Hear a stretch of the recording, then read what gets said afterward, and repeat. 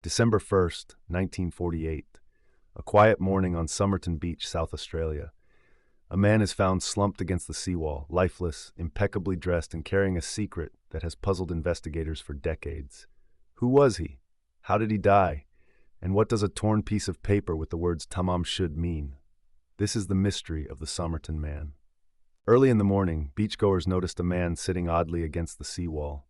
He appeared to be asleep, dressed in a suit and polished shoes, but as the sun rose higher, it became clear. This man wasn't sleeping. He was dead. The first to take notice were two people riding horseback along the shore, followed by a couple taking a stroll. They recalled seeing him the previous evening in the same position, but assumed he was just a drunk who had dozed off. No one thought much of it at the time.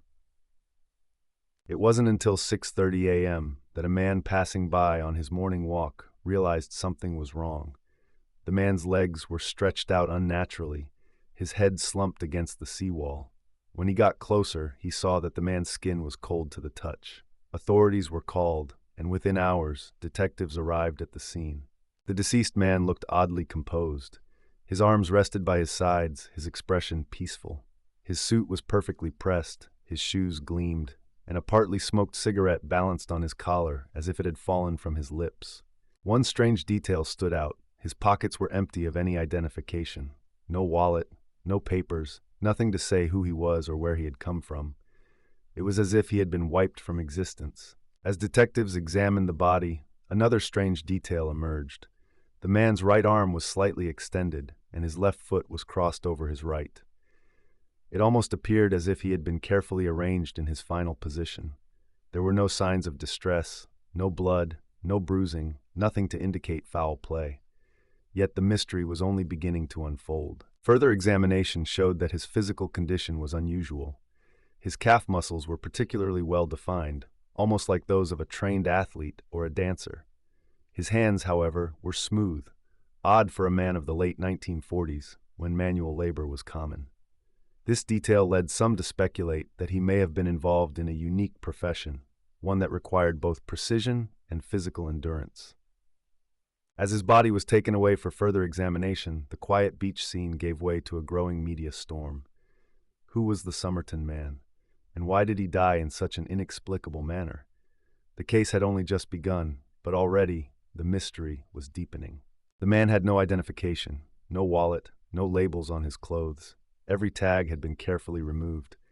His pockets held curious items: an unused second-class train ticket from Adelaide to Henley Beach, a bus ticket, a half-full pack of juicy fruit gum, Army Club cigarettes containing a different brand inside, a comb, and a box of Bryant and May matches. But no ID, no money, nothing to reveal who he was. Detectives combed through these items, searching for any clue. The train ticket had never been used, raising questions about his intended destination. The mismatched cigarette brands were another oddity. Had he borrowed them, or had they been planted? Every detail only deepened the mystery. Days later, a breakthrough came. A suitcase believed to belong to the Somerton Man was found at the Adelaide railway station. It had been checked into the cloakroom on November 30th, the day before his body was discovered. Inside, a selection of clothing with the tags removed, a shaving brush, a pair of slippers, and a screwdriver. The suitcase also contained a stencil kit, something typically used by people who worked on cargo ships. This discovery led some to speculate that the man may have been involved in the maritime industry. However, once again, there was no official identification, no passport, no wallet, just more questions. Investigators took a closer look at the clothing. One particular garment, a coat, was made from a type of fabric that was not manufactured in Australia. This suggested that the Somerton Man had either imported the coat himself or had obtained it from an international source. Was he a foreign national? A sailor? A spy? Then investigators discovered something chilling. Stitched into his pants fob pocket was a tiny rolled-up scrap of paper. 2 words, Tamám Shud, Persian for "it is finished." The discovery was baffling. The paper appeared to have been torn from a book. But what book? And why had these words been hidden so carefully in his clothing? Investigators knew this clue could be key to unlocking the mystery of the Somerton Man. It soon became clear that the small scrap had been ripped from the final page of the Rubaiyat of Omar Khayyam, a book of Persian poetry. This led police to wonder, was this a suicide note, a message left behind, or did it signify something far more cryptic? Efforts to trace the origin of the book began immediately. Officers scoured libraries, bookstores, and second-hand shops in search of a matching copy. Then, another bizarre twist. Someone turned in a copy of the Rubaiyat that had been found in the back seat of an unlocked car, parked near Somerton Beach. The final page was missing, precisely where Tamám Shud should have been. Even more strange, on the back cover of the book were a series of faint, handwritten letters arranged in a seemingly random order. Investigators quickly realized this could be a code, a message left behind by the Somerton Man or someone connected to him. But despite decades of efforts by experts and amateur sleuths, the true meaning of this cryptic writing remains a mystery. The deeper authorities dug, the more questions they uncovered. Had the book been deliberately placed in the car as a clue, or had it simply been discarded by someone who wished to remain anonymous? And most importantly, was this book the key to understanding who the Somerton Man truly was? The investigation was about to take another shocking turn. As investigators delved deeper into the case, theories began to emerge. Some believed the Somerton Man was a spy, possibly involved in Cold War espionage. Others speculated that he was a heartbroken lover, meeting a tragic end. The possibility of poisoning was explored, but no traces of toxins were found in his body. Some experts suggested he could have been killed using an undetectable poison, such as digitalis or strophanthine, substances known to leave no trace. One of the most intriguing developments in the case was a woman named Jessica Thompson. Jessica, a former nurse, lived just a few hundred meters from where the Somerton Man was found. When police showed her a cast of the dead man's face, she reacted in a way that startled investigators. She nearly fainted, yet she insisted she didn't know who he was. What made her connection even more suspicious? The book The Rubaiyat of Omar Khayyam, the very book from which Tamám Shud had been torn, was found in a man's car parked near Jessica's home. Inside the book, police discovered a phone number, and it belonged to her. Jessica denied any link to the man, but her behavior raised red flags. Some theories suggest the two had a romantic past, while others speculate she was involved in espionage and feared for her safety. Her family later revealed that she had privately admitted to knowing more than she let on. Adding to the mystery, Jessica's son, Robin Thompson, had strikingly similar physical traits to the Somerton Man, including rare ear and dental anomalies. This fueled speculation that Robin may have been his son, making Jessica a key figure in the story.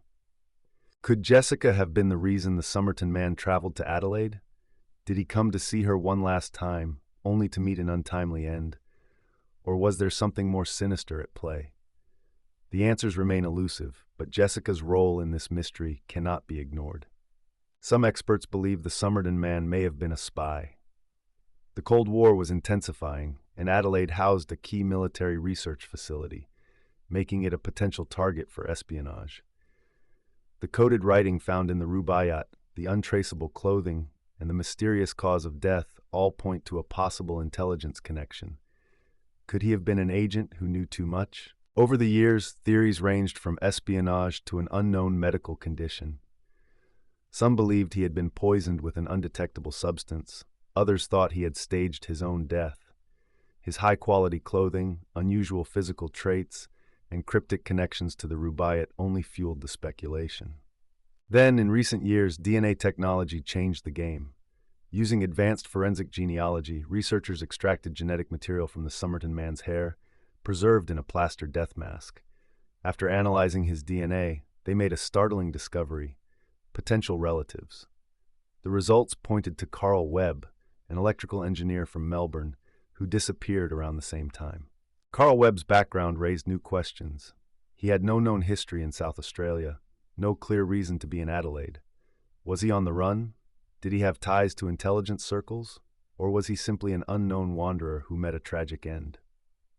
While this DNA breakthrough may have given the Somerton Man a name, it still leaves the biggest question unanswered. Why did he die? And who, if anyone, wanted him gone? The case of the Somerton Man may be closer to a resolution, but its deepest secrets remain just out of reach. More than 70 years after his body was found on Somerton Beach, we may finally have a name for the Somerton Man.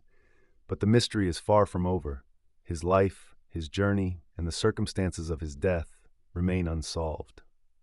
Was he a victim of foul play, a man running from his past, or just an unfortunate soul who met his end in a way that left more questions than answers? One thing is certain: the Somerton Man will continue to intrigue, mystify, and inspire theories for generations to come. If you're intrigued by unsolved mysteries and chilling cases, check out my playlist, True Crime, Murders, and Disappearances, for more unsolved cases.